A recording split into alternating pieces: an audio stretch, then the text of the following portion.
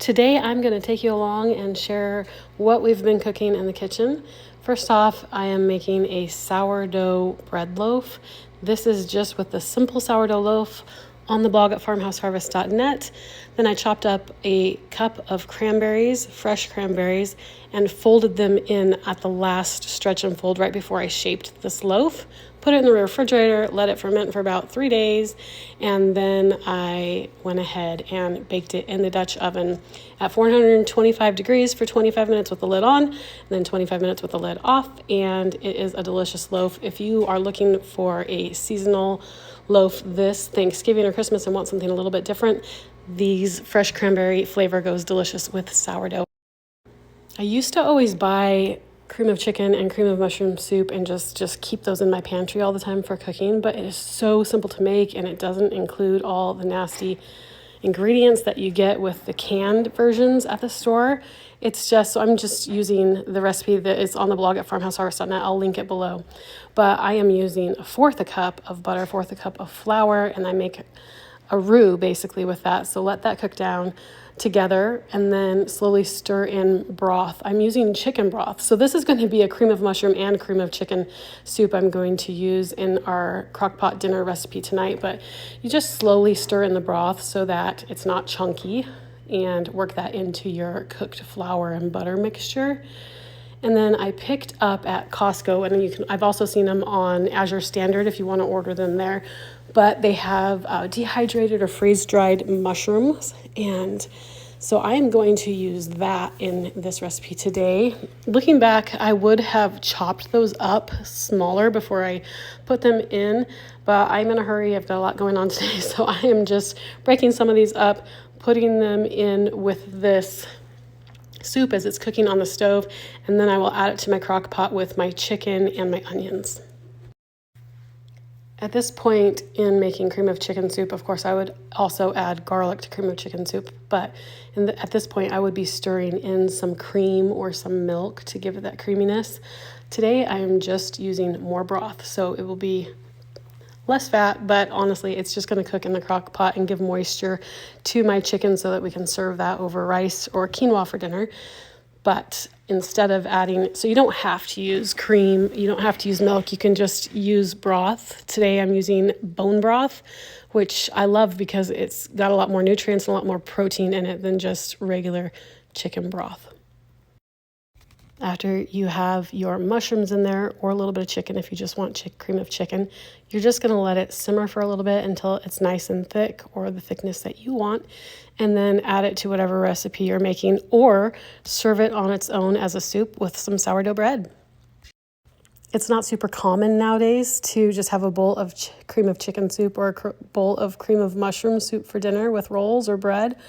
But that's one of my husband's favorite memories, that his grandma used to always make homemade cream of chicken soup. She'd have some chicken in it, of course, and then have that with rolls for dinner. And it is delicious. It also is a very budget-friendly meal. So if you're looking for affordable meals that really stretch your family dollar, a bowl of cream of chicken soup or cream of mushroom soup is satisfying and saves you a lot of money.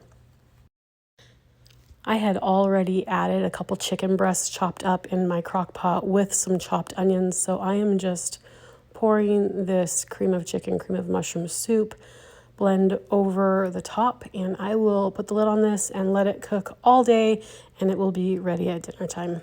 Just really love crock pot meals, especially on busy days like today.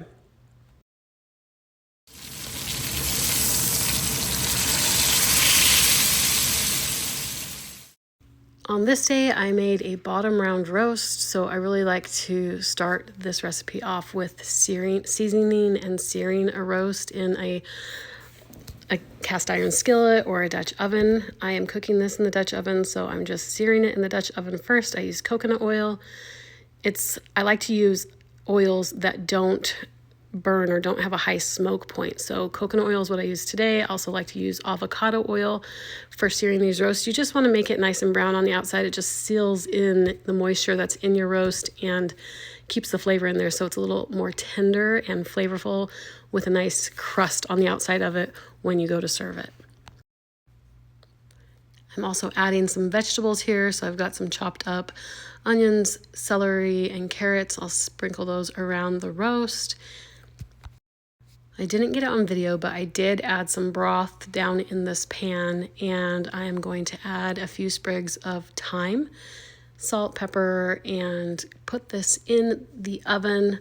I have the recipe on the blog at farmhouseharvest.net. I will also link that below. Bottom round roasts are not the most tender cuts of meat naturally, so you've got to braise them to make them nice and tender.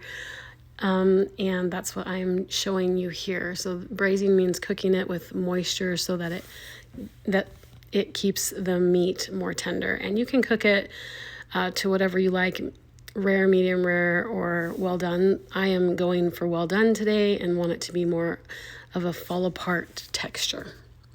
So while I'm waiting for that to cook, I am also going to show you another money saving and time saving hack here. So I used to always buy bacon in the 1 pound packages. This is, I believe, a 3 pound package.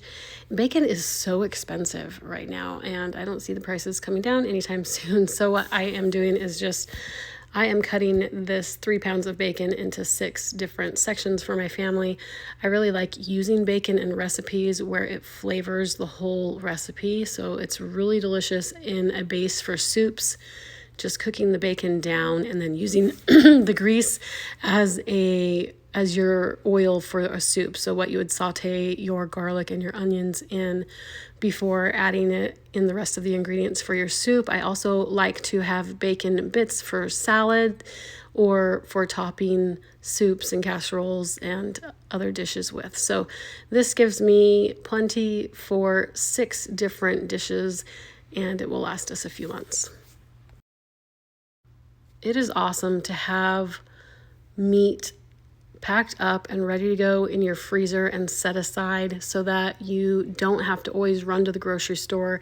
You have the main ingredients that you like to use in a lot of your recipes just around your house, buying them in bulk so that you don't have to worry about going to the grocery store as often. On this day, I'm also making a nice big pot of clam chowder.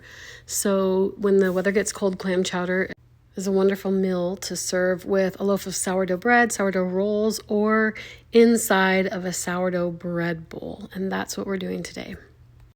This is another crock pot soup or crock pot dinner recipe. So I am just chopping up my vegetables. I've got celery, I've got onion, I've got a bunch of garlic, I've got bacon, of course, and some potatoes to make it nice and chunky. I'm using 1 can, it's a 10-ounce can of baby clams and cream, and I am going to add these clams right in my crock pot with my other ingredients, and I'm cooking it on low. And because I'm cooking it on low, the baby clams, they don't get chewy. If you cooked it on high, they would get chewy. You don't want to do that. But if you're cooking it on low and just letting it barely simmer all day, the vegetables get really nice and soft, and the baby clams stay nice and tender. I like to add my bacon to my skillet first, and I'm using my skillet and my crock pot, but I just like to do this so that I can use the bacon grease to cook the other vegetables in and saute the onions and garlic and get them nice and translucent. But also I save the bacon bits in a bowl or in a bag and put it in the refrigerator to top the soup with. And this just really adds a ton of flavor to your clam chowder. Just adding a few seasonings here. So I've got salt, pepper, I've got thyme, and of course, the full recipe's in the blog at farmhouseharvest.net and linked below. But this is what it looks like in the crock pot before you put the lid on it, and you want to make sure that everything's covered with liquids, and then you add the cream at the end, so right before you serve it. I have had my eye out for a candlestick holder like this for a long time and saw one at a local thrift store and picked this one up really quick. I think it's actually a Jewish holiday light that they use for Hanukkah, but I love it. I'm not Jewish, but I love this, and so this is something that I picked up and wanted to share with you guys. Clam chowder is great if you serve it in bread bowls. Sourdough bread bowls are the best, and you eat your soup and then you eat the bread bowl with the soup, and it's just super satisfying. I forgot to garnish this with my bacon. I still had my bacon in the refrigerator, but it's really good with the fresh thyme leaves on top. And here is the bottom round roast. It's turned out on the blog at farmhouseharvest.net for the recipe, and I did put it back in the broth before I served it. As always, thank you so much for watching my videos. I hope it gives you some good ideas to use around your own home. If you haven't subscribed yet, please do, and we'll see you next time.